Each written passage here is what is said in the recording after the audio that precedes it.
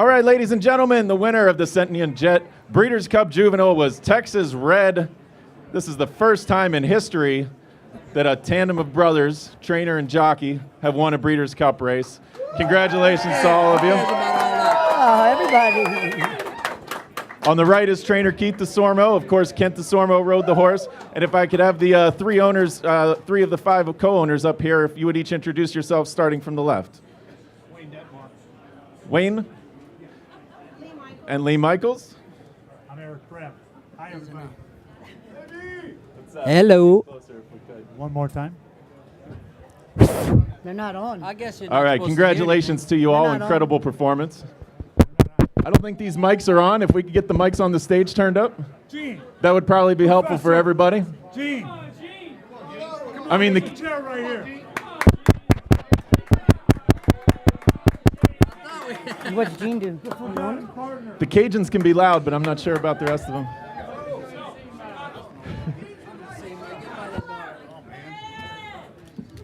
All right, I'm going to come up here because our AV person seems to have disappeared.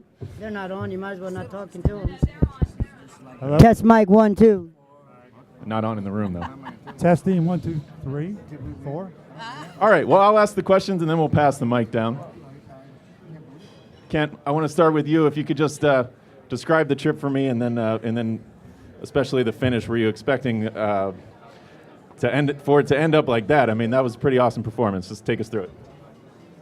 Well, he was so far back there was nobody in his way until the quarter pole, so it's a pretty uneventful trip. My only true decision in the entire race was approaching the quarter pole. I had a horse that was slowing down in front and to the right of me, and I didn't know whether to go around him and just have an unadulterated trip because I had so much horse, or just bide another 200 yards and stay inside of him. I elected to stay inside and take that chance, and it worked out really well because all Texas Red did was bottle up and conserve more energy, and when I swung him out, didn't really need much riding. He, as the Europeans say, once I presented him, he just bellied down and extended his stride, and it's full of power. Thank you so much. Way to go. Good ride. This was Kent's 5th win in a Breeders' Cup race, but for Keith, easily the biggest win of his career. A couple of years ago, he won a Grade 2 at Fairgrounds. But Keith, just tell us about this horse and as well as what you're feeling today. I feel pretty good for one. This thing on? What was the question? How I feel great. You said this was the first. Into the mic, if you would. First one out of. We've had 5 chances. This is the first one, but this is always going to be the sweetest, I'm sure. Kent and I were always confident with the way the horse was training, and just when you watch the fractions and you see the whole card, the whole Breeders' Cup card seems to be won by horses on the lead. You're just hoping that you get enough of a pace to run at, and that happened. That happened.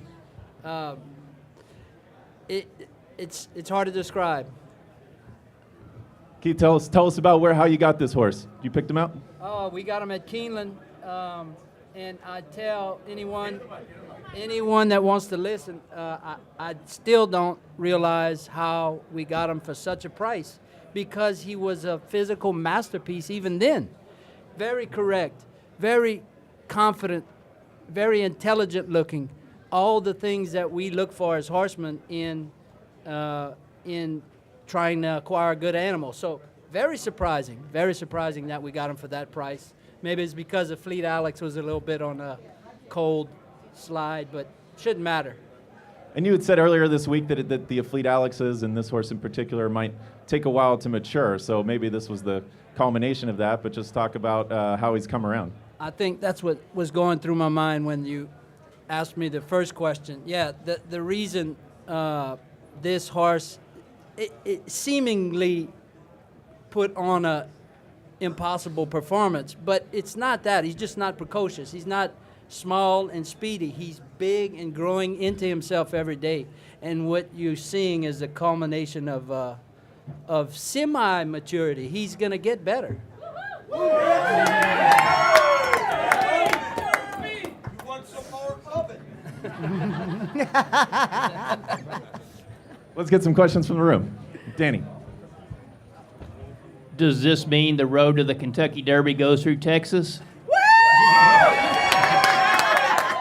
Can I answer that? Okay. It does now.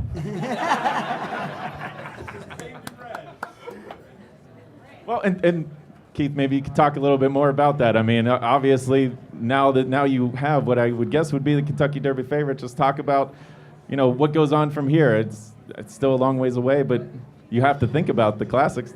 Oh, there's no doubt. That's why we're in the game.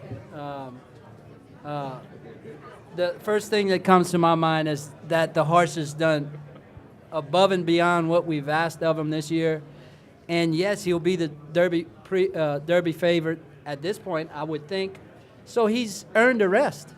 He's earned a couple of months of taking it easy. He'll probably remain in my stable here at Santa Anita, but there won't be. You don't want to wheel him back in 3 weeks at the Delta Jackpot, do you, Eric? Yeah, maybe. I'll take that one. No. No. So he's earned some rest, and we'll take the we say it goes through Texas, but the series of races in California onward to the Derby have always been so successful. So why would we deviate from that? Keith, in the last few years, your stock has gradually improved, and you've got some new owners. Can you just talk about how your career has progressed the last few years, and some of the owners that you have that have helped you get to this point? I've never been the greatest promoter in the world, and to get to the bottom line, all it takes is money. And I've got a great, enthusiastic #1 supporter somewhere out there. I don't know where Matt Bryan went. Jeffrey, but you too? Matt Bryan is thrown some money into the game, and that's why I feel like I've always had the potential to find a good horse. I just needed the money to get there. And Eric joined the team a couple of years ago, started off with some moderate success, and I grabbed him by the neck and I said, now we're going to Keeneland. And that's how we got this horse. And, We loving it.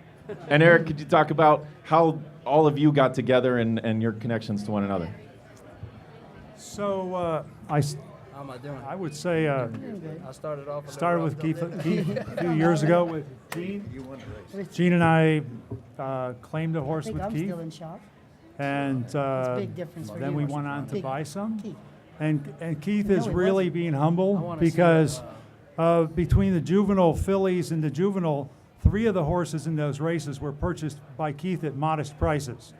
I mean, he is outstanding, right? And while it's taken some time, He's bragging on you. he's going to get his due because he's terrific, right? And he's a terrific trainer and a terrific guy. Yeah, for those that don't know, Keith actually also picked out Private Prospect, who was claimed in his first start, right?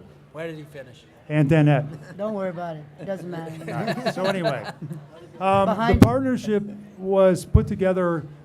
Gene and I have been partners on a few horses, and last year Keith picked out 3 horses for me. We decided to take one and put it in a partnership at a very modest price, and Wayne and Lee jumped in, and Keith told me, it was kind of interesting because Keith has never asked to be part of one of the horses before, right? But he said to me, I really want to be a part of this horse. And I said, okay, great, you're in. And it's been just a terrific ride.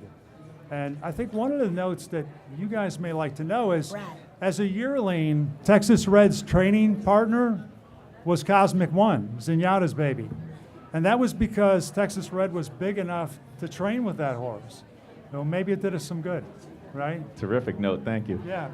Kent, you had a rough fall. You got injured and actually were all out to get back in time for the Breeders' Cup. Just talk about what this win means to you and also coming back this fall. Now you can tell the truth. Were you really hurting?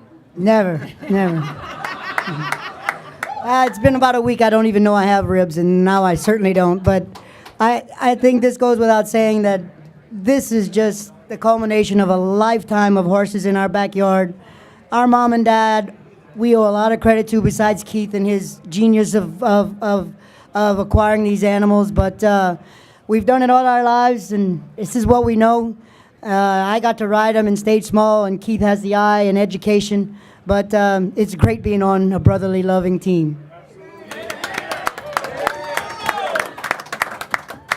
Could you, either one of you actually, or both, could you just talk more about growing up in Louisiana and being with horses at a young age and your folks?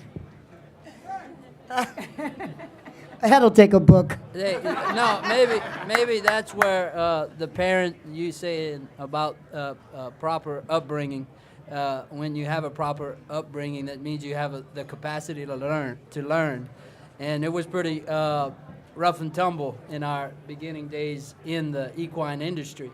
And if you think it ends there, then you're in trouble. So we looked forward to bigger and better things. We had the capacity to learn. That was only, we were just getting our teeth wet there. So, Cam, it's. anything to add there, Cam? Well, everybody knows we're polar opposites. Did I say teeth wet? I'm the kind of guy who's going to bang every door and look under every rock for a new horse to ride. But Keith has been the kind of person who just likes to show it on the racetrack. So I would compare him to Richard Mandela. That's a really, really big compliment. Mandela never says a word, but he wins 4 a day on Breeders' Cups, and it's Keith's turn in the future. Now, to get back to the owners a little bit with your backgrounds, if you could just tell us where each of you are based, as well as a bit about what you do professionally, in addition to how you got interested in racing. I have a kind of a exciting story because we passed on the partnership when Eric first offered it to us, and my husband bought it for me for a present. So I cannot even imagine if we had passed and not been here today. So thank you, Eric, and thank you to my husband, Paul. I live in Dallas, and Eric's wife, Janet, was my daughter's kindergarten teacher. So that's how we got involved, and I'm just learning how to be an empty nester right now. So no profession. First horse ever. First horse ever. Yo, Eric. Wayne? I believe that first damn horse they Well, won. the reason I got into it was because my dad had always had been in the races business before, and he tried to get some winners, and to no avail. He wasn't able to get it. So when this was offered to me through Eric, he approached me with this. I snapped at the chance because I saw who the players were. Teeth wet. And actually, we had a late arrival. If this gentleman between the Desormeaux. Pardon me? I don't know. I've raced horses for years. I never thought I'd have a Breeders' Cup winner, and I'm just happy to have one. And luck, there's nothing like luck, All right, other questions? What about winning with your brother? Winning with your brother Dave, we've answered that question. He did.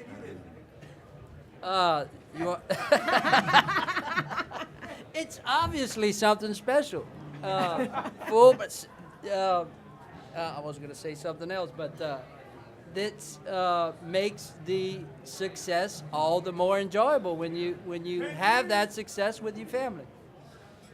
We did have a question It from does upstairs. help that he's a Hall of Fame rider, and you have the brotherly thing. Yeah, man, that's step it up a notch. All right, we got one that was phoned in from upstairs. From the main press box, Keith, sorry to go back to the race. Did you give Kent any instructions in the paddock or anywhere before the race? Absolutely not. Maybe I just gave him another clue as to how the horse was doing. I said, man, he's very confident and calm, and he seems mentally right. And Kent just said, shut up, man. I'm as confident as he is. We're good. He did go to post differently than his last start. He was a little edgy last time, and today Right. he was toey, as they call it. And today he walked all the way around the race course, entering the stall, the starting gate, heel toe. He was walking like he was the man. All right, well, they're approaching the gate for the Breeders' Cup Turf, so I'm going to wish you all congratulations. Thank you all. Thank you. Texas Red, the winner of the Breeders' Cup Juvenile.